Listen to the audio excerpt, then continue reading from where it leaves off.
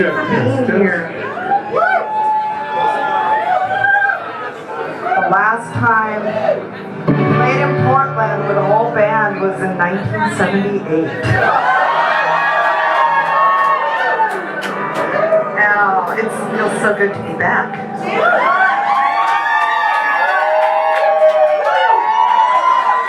And I kind of feel like you're at my birthday party because tomorrow's my birthday.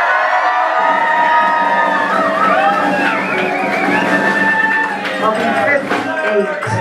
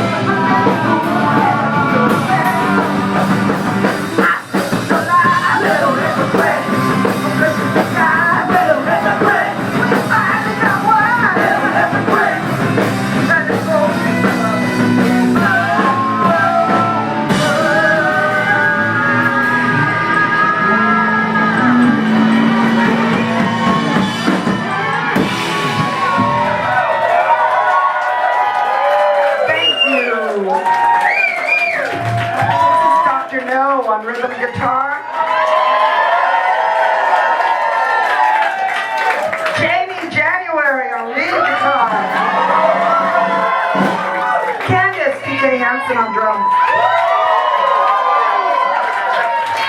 And Mr. David Sister Bear Jones.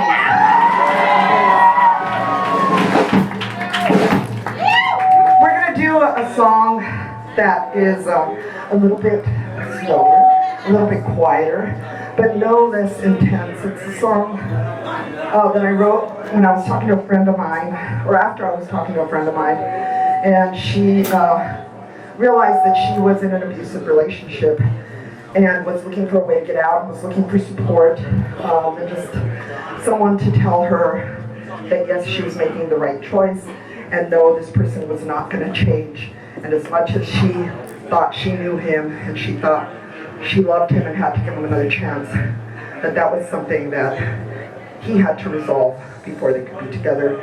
And I grew up around domestic violence, and I felt like it was a really, it was something that I wish my mother had been told, because my mother always felt like she had to go back, she had to make it work, and sometimes you just need to get out. This song is called, thank you. The song is called He's So Sorry.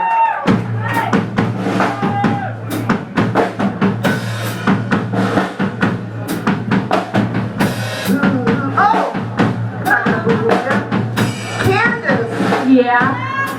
Hey, Candace. Yeah, Alex, what's up? Are you really going back to him? He said he was sorry, He always says that. but I really believe him this time.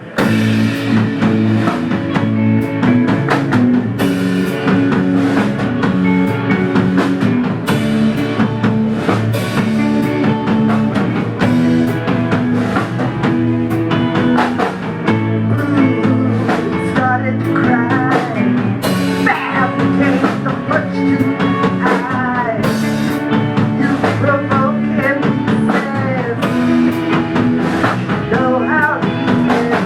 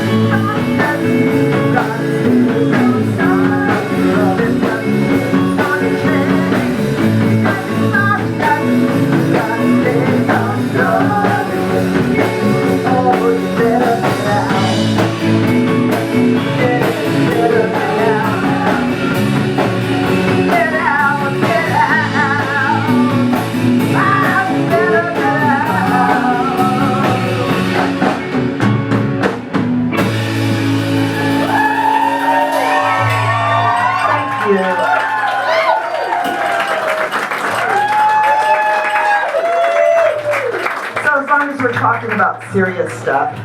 The next song is called No Means No, and it's about date rape, a subject that we never talk about, and we need to talk about more often. Because we always think that that's something that happens someplace else, but it happens to people here in this room. It happens to our friends, it happens to our families, it happens to us. And we need to talk about it, and we need to intervene, and we need to learn how to say no means no in a voice that can't be denied. So I hope you will join me in the chorus of this song.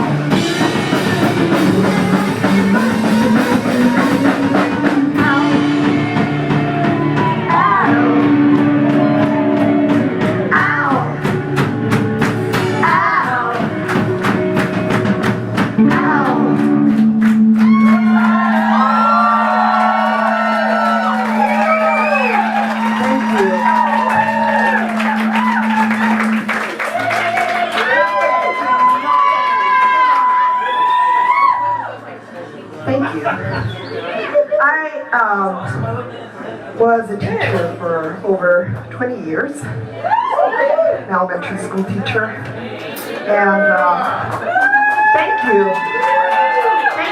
The reason I became a teacher was because when I started school, I only spoke Spanish, and I went into this school system that didn't value the assets that I had come in with. They didn't value my culture, didn't value my language, just didn't value anything that I had to offer. And I wanted to provide something different for the next generation. So I started teaching. I tried to validate the culture of the students that I was getting. and I tried to build upon their native language, tried to help them develop both languages. But then at a certain point, I stopped having that freedom in my classroom. It stopped being a place where I could adjust my instruction to the needs of my students. And I was being asked to just teach kids how to take tests, to feed them with information. And generally it was information about like things that didn't, that only provided a single perspective of history and denied their culture and different perspectives of history. So I wrote this song because I feel that our students are our future, and we don't want to indoctrinate them, we don't want to program them, we want to teach them how to think for themselves.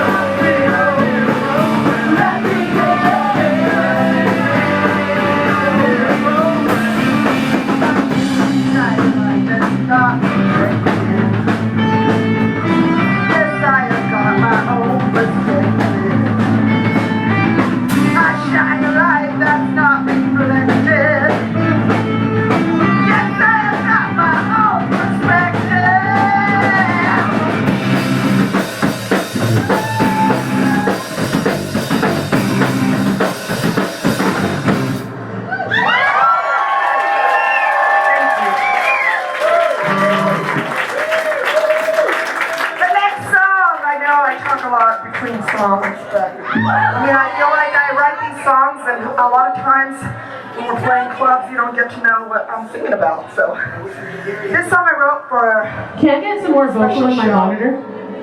That Are the vocals loud enough? No. Oh, Can you get some more vocals? I heard some requests for that. Thank you. Okay, vocals up. Okay. Thank you. Thanks, Harris. So this next song I wrote for a special show that was supposed to commemorate the Chicano moratorium. Does anybody know what that is? Yes, good. But not enough of you. So let me quickly tell you what it was. What happened was that in the 1970s, 1970 to be exact, there was a big march in East LA, which is where I'm from. And thank you, East LA in the house. There was a big march to protest the war in Vietnam and the huge numbers of people of color, Chicanos specifically, who were being drafted compared to the rest of the population. And I find that it's a problem that still exists. We're overrepresented not only in the military, but in the amount of times we get pulled over and the amount of people that are filling our prisons.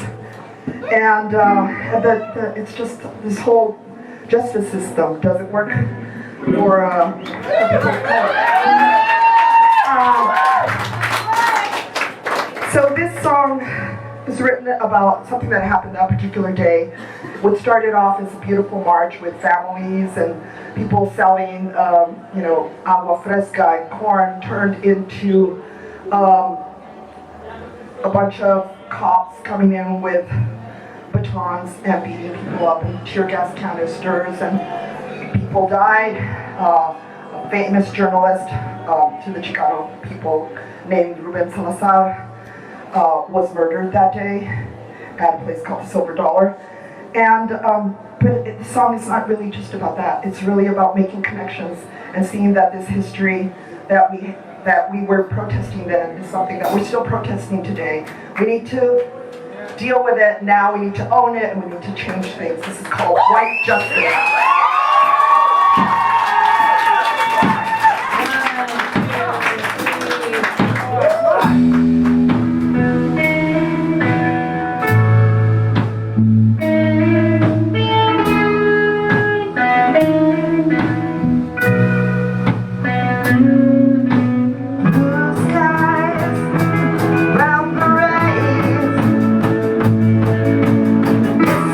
Feels like a parade.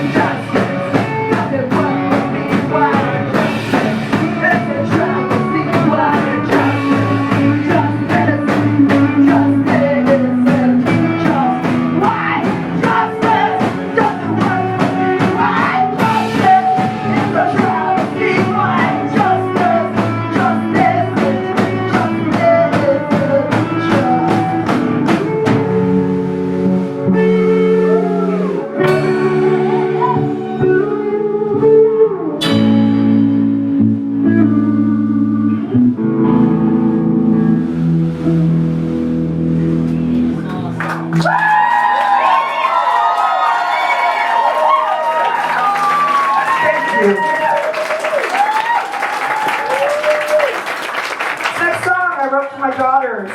I have 3 daughters. They were invincible when they were little kids. And then they reached their middle school years. And they started getting all these messages about how they had to look different, they had to smell different, they had straight hair, they had to curl it, if they had curly hair, they had to straighten it. Yeah, fucking confusing messages, right? So, at a certain point, you have to realize that we are being fed insecurities so that someone can sell us something to fix the problem. Yeah? Let's make them think they smell bad so we can sell them deodorant. Let's make them think they're too fat so we can sell them some diet pills or some Spanx. So this song is about not letting our young women become modern day virgin sacrifices.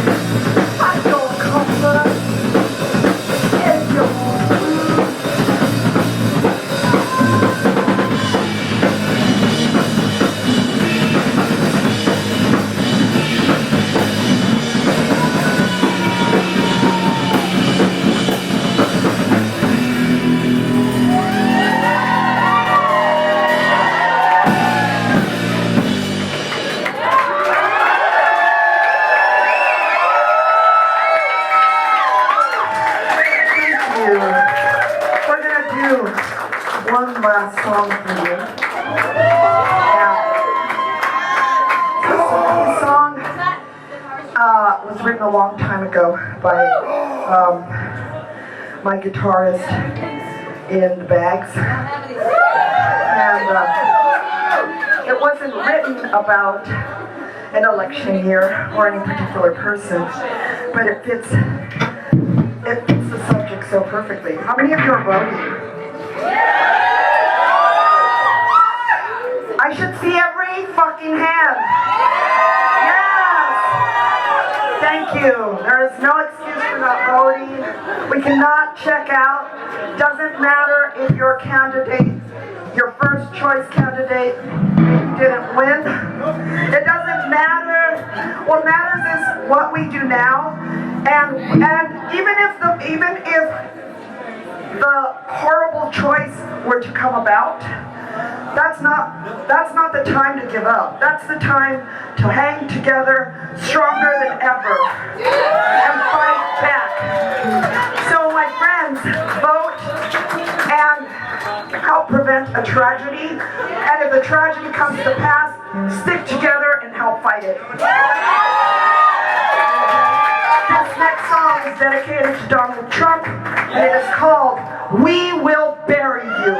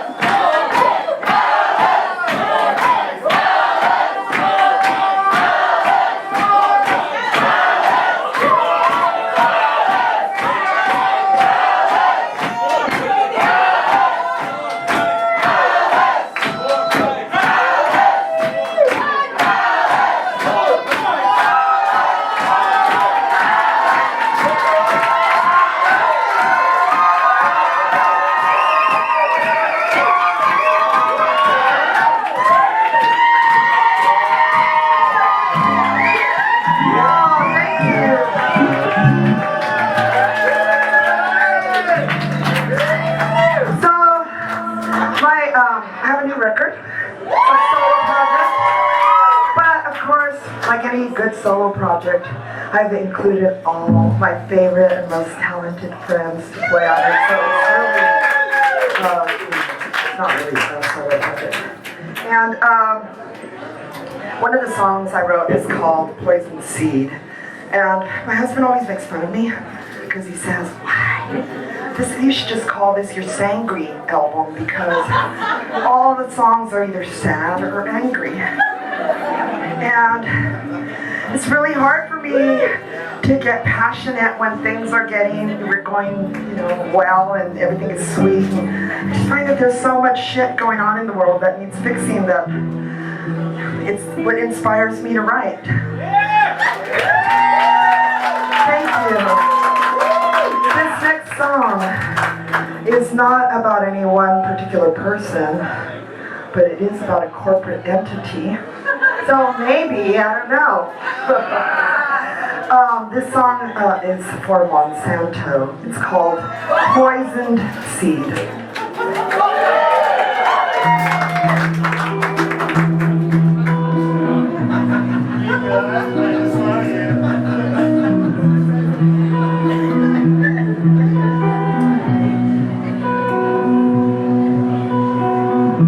There was a time this land would yield the fruitful bounty, and amber waves of grain could inspire a song. But the winds of change have blown, and things have gone. Terror